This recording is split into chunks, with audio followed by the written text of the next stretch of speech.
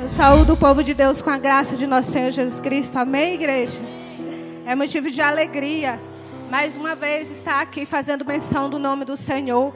Porque Ele é forte, é poderoso. Ele nos livra de todo o mal. E todos os dias Ele está conosco. O livro do Gênesis, no capítulo 21, no versículo 8.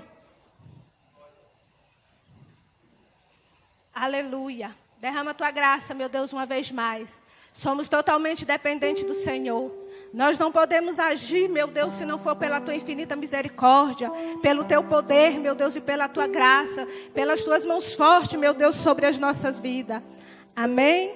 Livro do Gênesis, no capítulo 21, versículo 8, diz assim: E cresceu o menino e foi desmamado. Então Abraão fez um banquete no dia em que Isaac foi desmamado.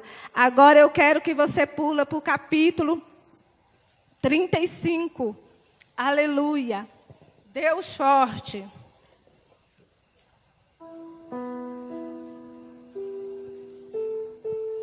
Deus santo. O Senhor é Deus poderoso. Aleluia. No livro do Gênesis, no capítulo 35, diz assim: Depois disse Deus a Jacó: Levanta-te, sobe a Betel, habita ali, faz ali um altar ao Senhor, que te apareceu quando fugia de diante da face de Esaú, teu irmão. Então disse Jacó à sua família e a todos os que com eles estavam: Tirai os deuses estranhos que há no meio de vós, purificai-vos e mudai-vos as vossas vestes. Amém? Só até aí. Os irmãos podem sentar glorificando o nome santo do Senhor Jesus. Aleluia. Nós aqui, no começo da campanha, nós ouvimos dizer sobre Abraão e de como o Senhor usou da sua infinita misericórdia para trazer Abraão de volta à presença dele. Mas hoje eu decidi falar sobre o neto de Abraão, Jacó. A vida de Jacó é algo interessante de a gente estudar na Bíblia, porque nós sabemos quase tudo sobre a vida de Jacó. Nós sabemos como ele nasceu, nós sabemos quem foi os pais dele, nós sabemos que ele teve que fugir, nós sabemos qual o nome, por que ele ganhou esse nome. Tem personagens na Bíblia que entram na Bíblia e desaparecem, nós não sabemos nada dele, mas com Jacó é diferente. Deus deixou a vida de Jacó narrada para que eu e você podemos aprender com a história de vida de Jacó.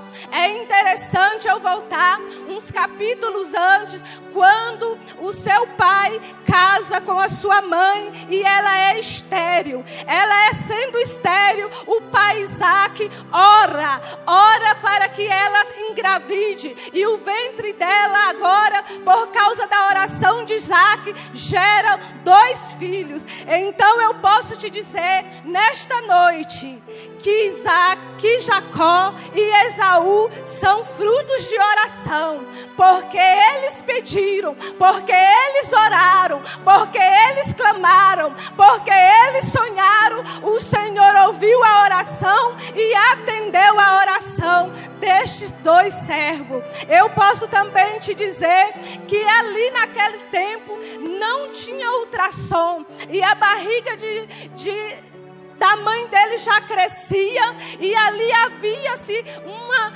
eles mexiam muito dentro da barriga. E ela não sabia que estava grávida de gêmeos. Não tinha ultrassom naquela época. Não tinha exame. Hoje em dia, até com exame de sangue, sabe o sexo do bebê. Sabe quando que ele vai nascer. Marca-se o dia, marca-se a hora. Mas naquele tempo, não era assim. Ela não sabia. Mas eu entendo que Rebeca era uma mulher inteligente. E ela foi consultar ao Senhor. Ela foi querer saber por que o ventre dela era daquela maneira. E o Senhor falou para ela: 2 nações sairá do teu ventre, mas o maior servirá o menor. Eu quero te dizer que aqui, meu Deus amado, meu Deus santo, a matemática do homem é diferente da matemática de Deus. A matemática do homem não é igual à matemática de Deus. Ele diz: o maior servirá ao menor.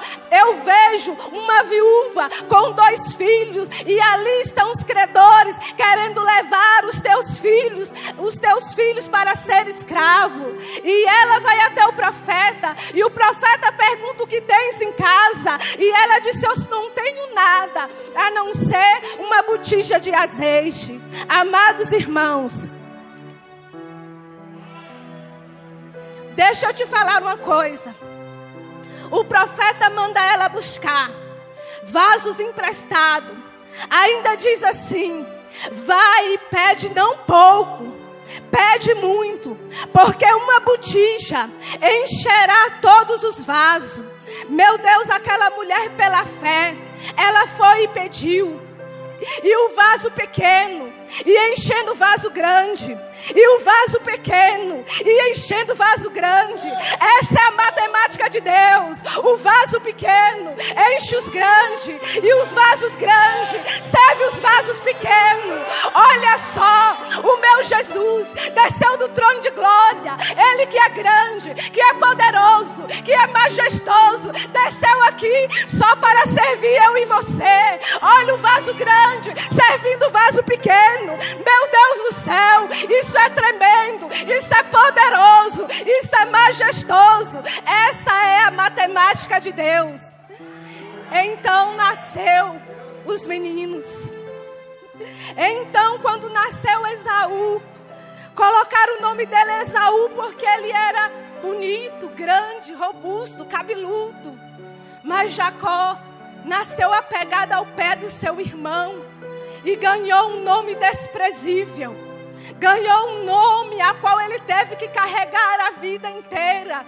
Qual é o nome que eu e você estamos dando a nossos filhos hoje? Veja bem, que o nome que nós damos para eles vão ter que carregar pela vida inteira. Muitas vezes até nós registramos eles pelo nome, mas depois nós colocamos outro nome dele, e aí chamamos os nossos filhos de infelizes, nós chamamos os nossos filhos de maldito, nós chamamos os nossos filhos de nomes desprezíveis. E aí os nossos filhos, por causa da palavra que saiu da nossa boca, vai carregar esta maldição até teu encontro com Deus. Até teu encontro com Deus. E aí Isaac foi crescendo, mas Esaú foi crescendo. E Esaú era perito em caça. E a Bíblia, ela diz que quando alguém é perito, ele quer dizer que ele é profissional. Não tinha caçador como Esaú. E o seu pai o amava porque era caçador. Mas Rebeca amava Jacó somente porque ele era filho. Ela amava ele independente do que ele seja, do que ele fazia, do que ele vinha a fazer, ela amava. Porque mãe é assim. Não importa como os nossos filhos estejam, não importa o que eles fazem, se ele é doutor, se ele é grande, se ele é pequeno, nós amamos de qualquer maneira. Ele não precisa dar orgulho para nós, para que nós possamos amar. Nós continuamos amando. Você pode tirar isto. Um dia você pode ir numa fila de um presídio, em uma delegacia ou de um presídio grande. Lá você vai ver poucos pais, mas mãe vai ter lá um monte, vestida de branco, ali vestida naquele lugar, sendo envergonhada por causa do pecado do filho. Mas ela vai.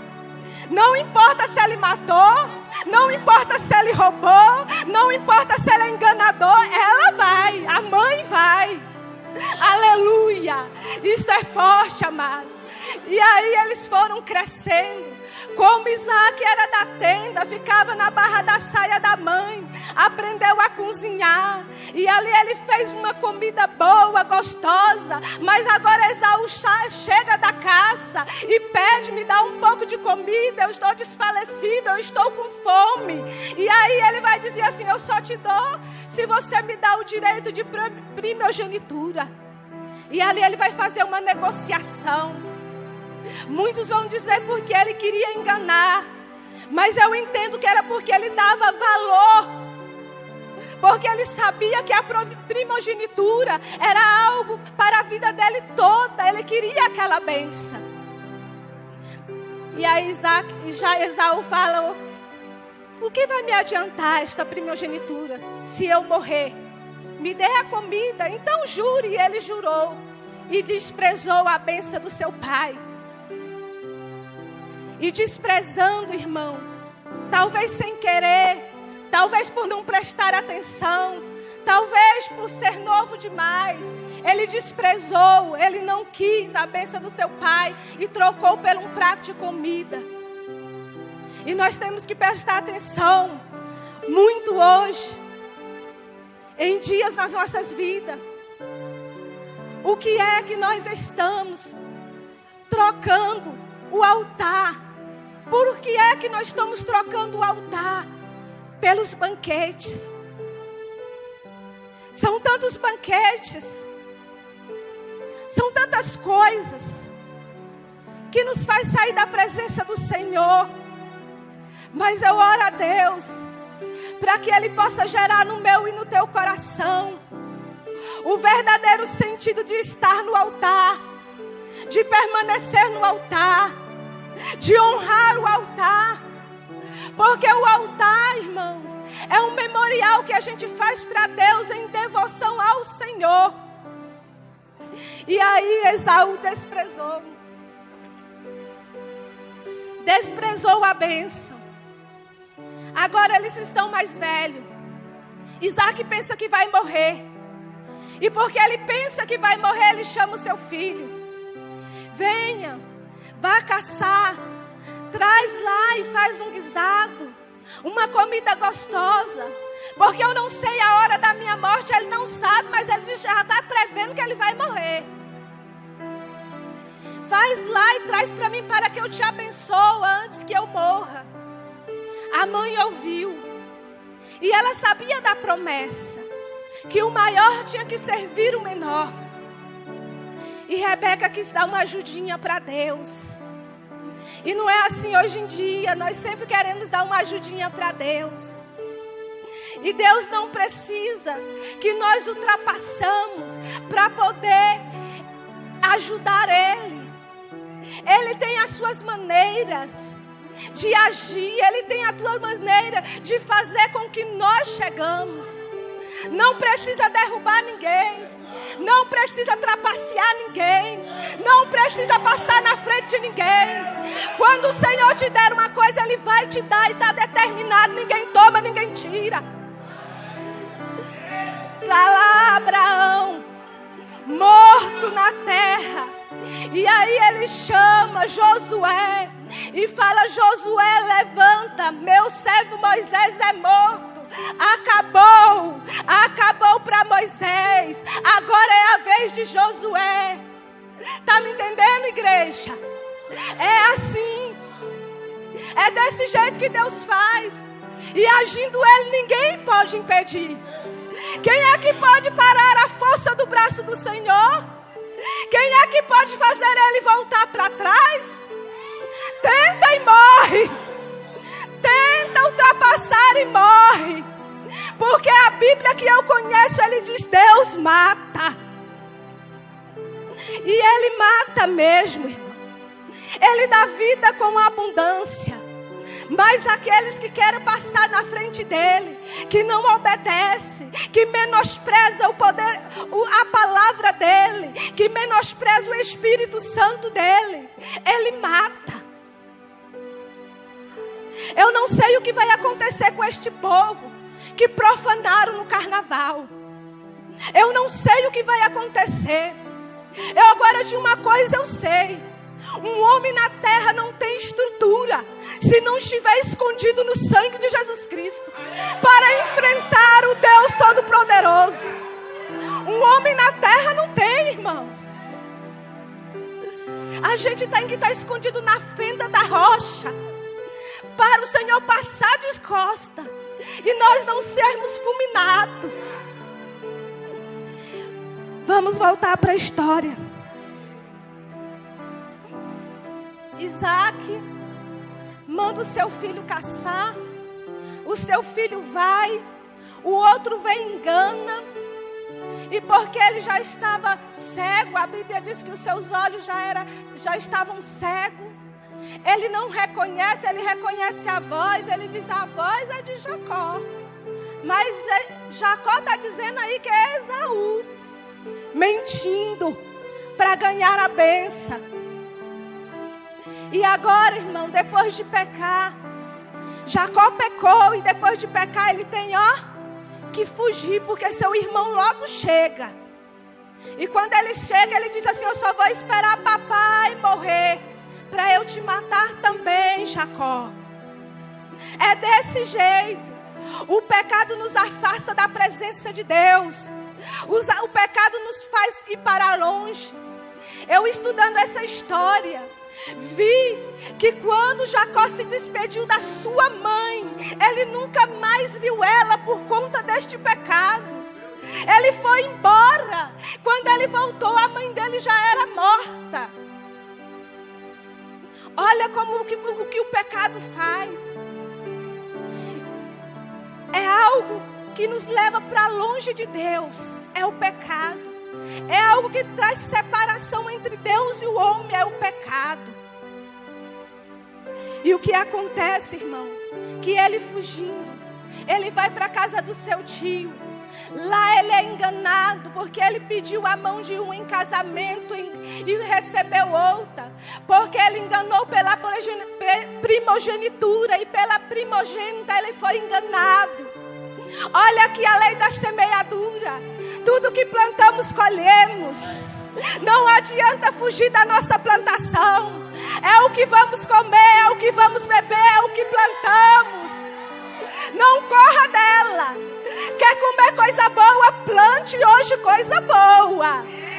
Porque se você plantar jiló, vai comer jiló amargo pro resto da vida. Olha aí se cumprindo a palavra de Deus. E ela é fiel, porque ela diz que não passará nenhum tio e nenhuma vírgula. Se cumprirá toda, porque ela é promessa. E ele ficou ali, na casa do seu tio. Casou, teve filhos. Mas antes de chegar na casa do seu tio, antes de chegar lá, ele se encontrou com Deus no caminho. Ele pegou uma pedra, deitou sobre ela e teve um sonho. E o sonho era que tinha uma escada da terra para o céu, que tocava o céu. E os anjos desciam e subiam. E agora eu pergunto à igreja, para que anjo precisa de escada? Anjo não precisa de escada para descer e para subir. A escada que ele viu é para ele subir. Não adianta querer pular degrau.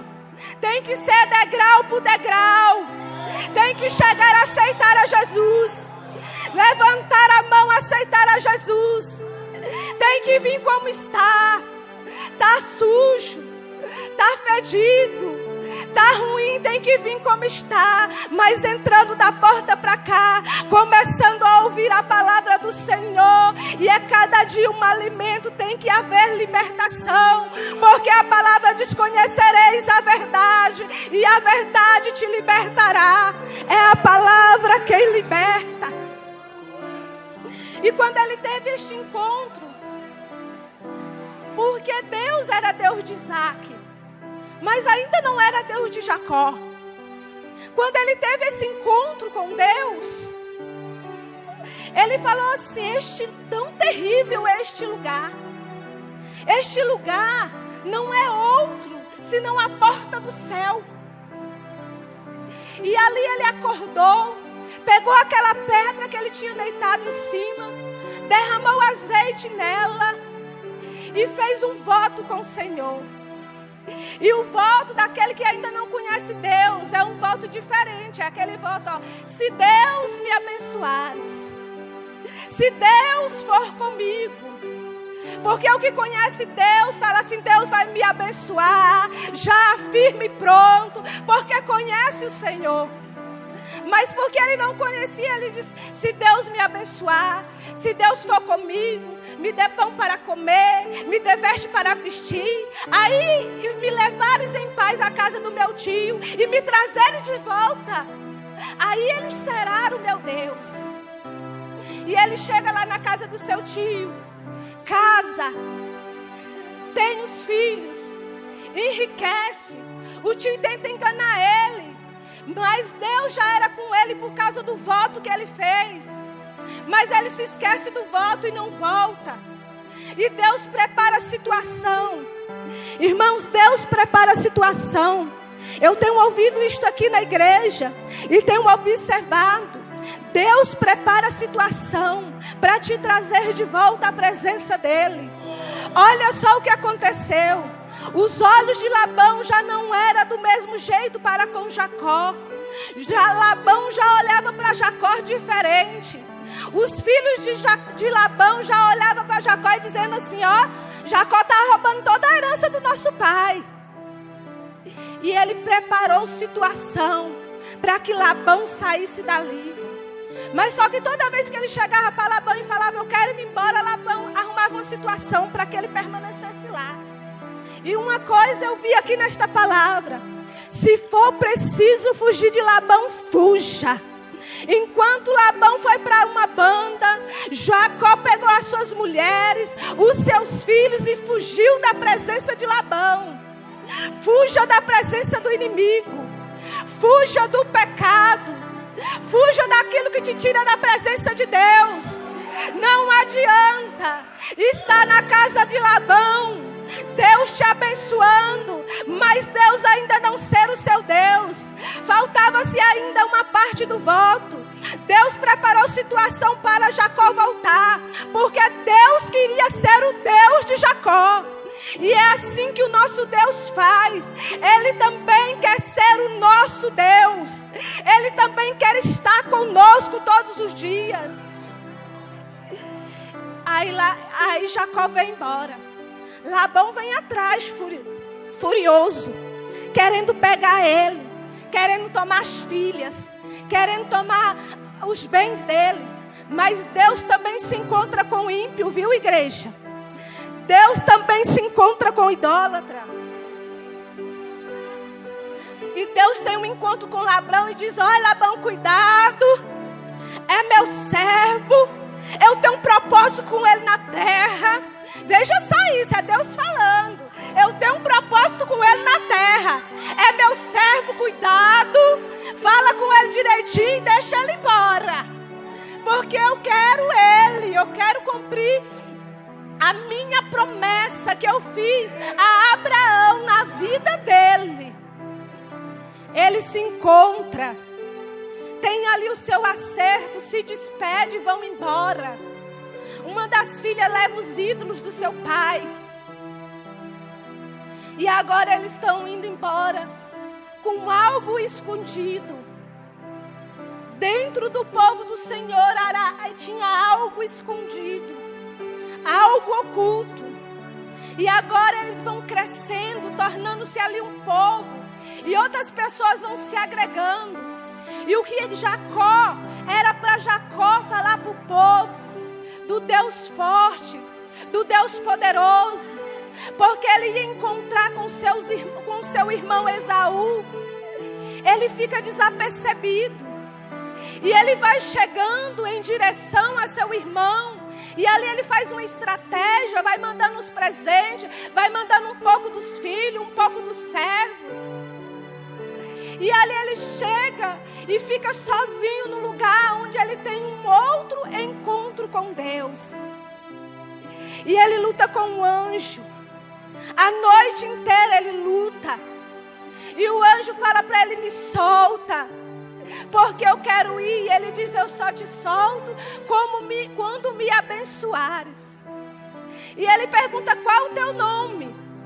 Lembra que Jacó ficava mentindo que o nome dele era Esaú? Porque Deus é assim. Ele vai no ponto da ferida. Ele vai aonde você errou. Ele vai aonde você pecou. Porque você e eu temos que reconhecer os nossos pecados. diante dele. E aí ele fala, meu nome é Jacó. E ele diz, de hoje em diante, seu nome é Israel. Deus muda o nome dele. O anjo toca na coxa dele, ele sai de lá manco, mas abençoado. Quando ele olhava para aquela marca, ele sabia que por causa daquela marca ele lutou com um anjo. E por causa daquela luta, ele prevaleceu, porque o Senhor falou, você lutou com os homens e com Deus e prevaleceste. E ele tem um encontro com seu irmão. O irmão que queria matar, agora os pensamentos do irmão foi mudado por Deus. E vai cada um para uma parte. Mas algo vai acontecendo, por causa que vai agregando gente àquele povo. Vai chegando situações, e aquele povo vão vendo as coisas do mundo e vai colocando aquelas coisas do mundo na sua vida. E Jacó foi se afastando de Deus. Jacó e toda a sua família foi se afastando de Deus. Agora sua filha é desonrada. Agora, por causa da desonra da sua filha, os seus filhos se tornam assassinos. E há uma tristeza no coração de Jacó. E eu vejo que Jacó não se lembrou de Deus, mas Deus se lembrou de Jacó. E disse, levanta Jacó, volta lá até Betel, o lugar onde eu te encontrei quando você fugia da presença de Esaú. Mas para ir até Betel, Jacó, você tem que se desfazer de alguma coisa, de algumas coisas. Arranca os ídolos que estão no meio de vós. Arranca, joga fora tudo aquilo que não me pertence, tudo aquilo que não presta, tudo aquilo que te leva para longe da minha presença. Muda as suas vestes. Ele fala, muda as vestes, está aqui na palavra. Tem que haver mudança. É claro que a mudança não precisa ser só por fora. A mudança tem que ser de dentro para fora. Mas o que está dentro tem que transparecer fora. Não adianta mudar de uma maneira.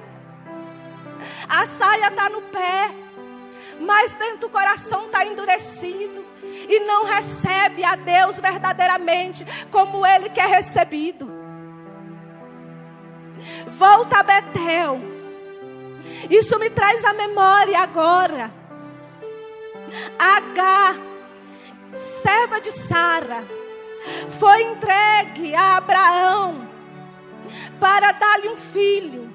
E ela gerou no ventre dela Ismael.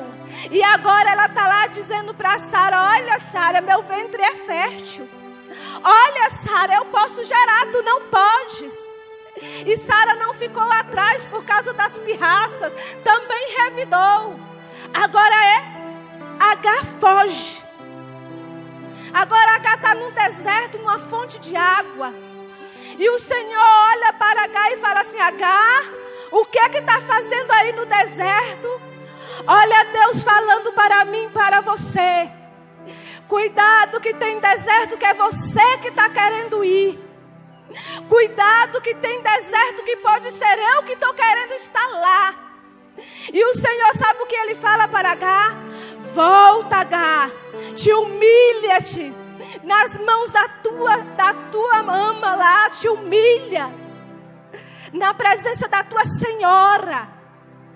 Irmão, é necessário humilhação. Tem gente que não quer se humilhar de maneira nenhuma. O orgulho e a soberba não deixa. Mas se você for ler a Bíblia, você vai ver que tem que ter humilhação. Eu não me humilho perante um irmão. Eu não me humilho perante o meu patrão. Eu não me humilho na escola. Irmão, a humildade é algo que vem de Deus. É algo que o Espírito Santo molda no nosso coração. E quando nós não nos humilhamos, é porque nós não deixamos o Espírito Santo de Deus gerar humilhação em nosso coração.